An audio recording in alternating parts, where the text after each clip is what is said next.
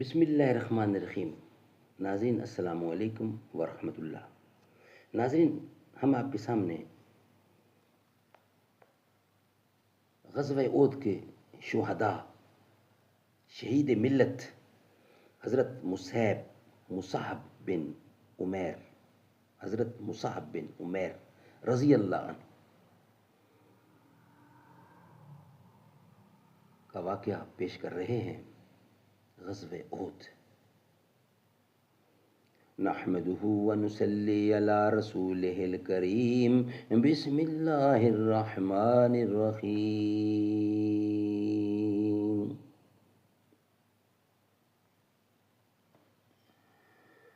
گیسوئے تابدار کو اور بھی تابدار کر، ہوش و خرد شکار کر، قلب و نظر شکار کر۔ ترکوں کا جس نے دامن ہیروں سے بھر دیا تھا، میرا وطن وہی ہے، میرا وطن وہی ہے۔ درد مندوں سے کیا پوچھوں کہ میری ابتدا کیا ہے، کہ میں اس فکر میں رہتا ہوں میری انتہا کیا ہے۔ ناظرین، حضرت مصعب بن عمیر نہایت خوبصورت اور حسین و جمیل نوجوان تھے۔ آپ کے والد کا نام عمیر تھا۔ چونکہ کھاتے پیتے اور مالدار تھے، اس لیے اپنے لاڈلے بیٹے کو اچھے سے اچھا کھلاتے، اچھے سے اچھا پہناتے، بہترین تیل اور عطر استعمال کرنے کو دیتے۔ جس وقت مصعب بن عمیر زرق برق لباس میں عطر اور تیل لگائے ہوئے کسی طرف نکلتے تو راستے مہک جاتے، یعنی راستہ مہک جاتا اور لوگ آپ کو دیر تک دیکھتے رہتے۔ گھر گھر ان کے حسن و جمال کا چرچا تھا کہ مصعب بن عمیر کو ان کے ماں باپ کس لاڈ پیار سے پال رہے تھے۔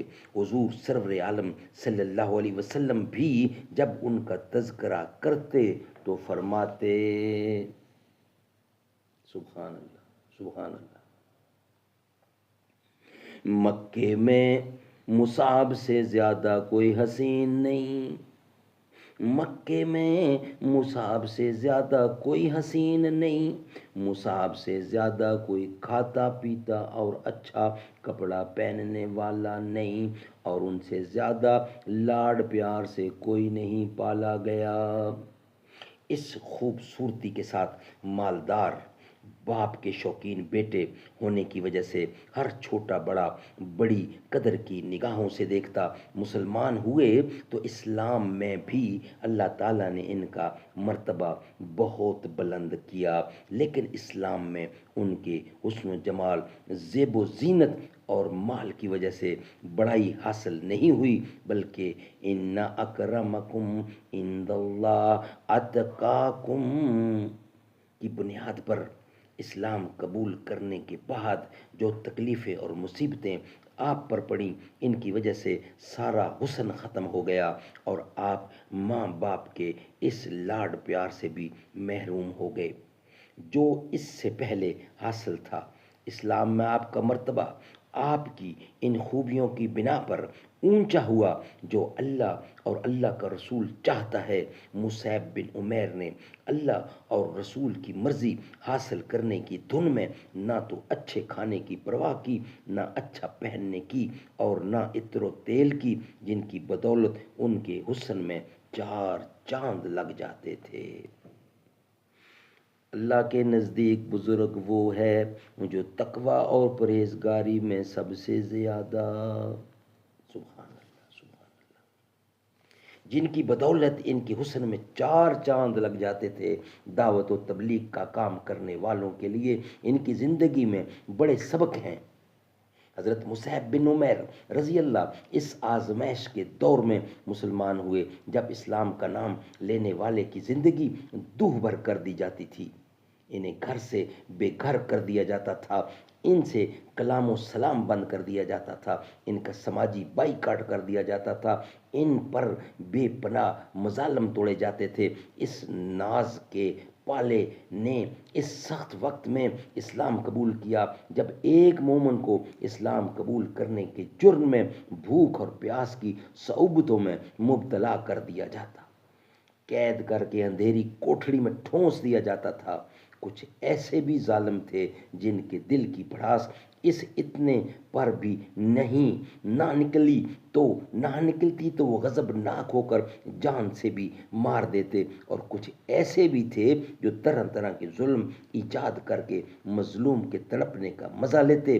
عرب کی جلتی ریت پر دوپہر کے وقت لٹا کر سینے پر بھاری پتھر رکھ دینا اور جلتے ہوئے کوئلوں پر لٹا کر بے بسوں کو تڑپتے دیکھنا روز کی بات تھی۔ حضرت مصعب بن عمیر ایسے ہی کڑے وقت میں ایمان لائے۔ ایک کافر نے ایک دن نماز پڑھتے دیکھ لیا تو ماں باپ کو خبر کر دی۔ سبحان اللہ، سبحان اللہ۔ انہوں نے یک لخت نظر پھیر لی، ماں کا سارا لاڈ پیار ختم ہو گیا، باپ کی ساری محبت و شفقت غم و غصے سے بدل گئی۔ روک ٹوک ہوئی، مگر جب مصعب اسلام پر اٹل رہے تو ہاتھ پیر باندھ کر ایک کوٹھڑی میں ڈال دیا، ایک عرصے تک قید رکھا، لیکن اس بندہ مومن کے ماتھے پر بل نہ آیا۔ سب کچھ لٹا کر بھی دل و دماغ بالکل مطمئن رہا۔ پھر مسلمانوں کو ہجرت کا حکم ملا تو یہ لاڈ پیار کا پالا نوجوان، نرم و نازک لباس پہننے والا انسان اور مست کر دینے والی خوشبوئیں استعمال کرنے والا شوقین بھی اللہ کے بندوں کے ساتھ حبش کی طرف چل کھڑا ہوا۔ حبش سے واپسی پر دیکھنے والوں نے دیکھا کہ مصیبتوں اور آزمائشوں کی وجہ سے وہ رنگ و روپ باقی نہ رہا تھا، جس کا مزاج اطلس و کم خواب کے ذرہ ماہیاری نہ ہونے سے برہم ہو جاتا تھا، آج موٹا اور پرانا کمبل اوڑے ہوئے تھا۔ اس عبرت انگیز مرقع کو جس نے دیکھا دنگ رہ گیا۔ خود ماں کو بیٹے کی پریشان حالی پر رحم آ گیا اور وہ ظلم سے باز آ گئی۔ اسی زمانے میں ایک بار حضور کی خدمت میں اس شان سے حاضر ہوئے کہ بدن پر 70 پوشی کے لیے صرف کھال کا ایک ٹکڑا تھا جس میں جا بجا پیوند لگے ہوئے تھے۔ صحابہ کرام نے دیکھا تو سب نے عبرت سے گردنیں جھکا لیں۔ سبحان اللہ، سبحان اللہ۔ حضور سرور عالم صلی اللہ علیہ وسلم نے فرمایا، الحمدللہ اب دنیا اور دنیا والوں کی حالت بدل جانا چاہیے۔ یہ وہ نوجوان ہے جس سے زیادہ مکہ میں کوئی ناز کا پالا نہیں، لیکن نیکی کی رغبت اور خدا اور رسول کی محبت نے اس کو تمام چیزوں سے بے نیاز کر دیا۔ اس درمیان میں مدینہ منورہ کے بہت سے لوگوں نے اسلام قبول کر لیا تھا۔ انہوں نے رسول خدا سے تمام تعلیمات کو سیکھنے کے لیے ایک مبلغ کی درخواست کی۔ اللہ کے رسول نے اس کام کے لیے حضرت مصعب بن عمیر کو چنا، کچھ نصیحتیں فرمائیں اور مدینے کی طرف روانہ کر دیا۔ بعد کے حالات بتاتے ہیں کہ مصعب بن عمیر رضی اللہ عنہ نے اپنے فرض منصبی کو کس خوبی کے ساتھ انجام دیا۔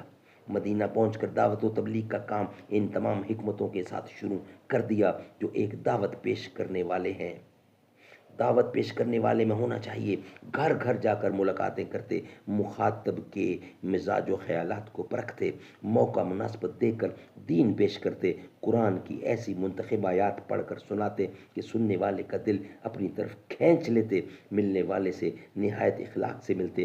زبان میں بے حد نرمی تھی جو لوگوں کے دل میں گھر کیے بغیر نہ رہتی۔ نمونے کے طور پر ایک واقعہ نیچے لکھا جاتا ہے۔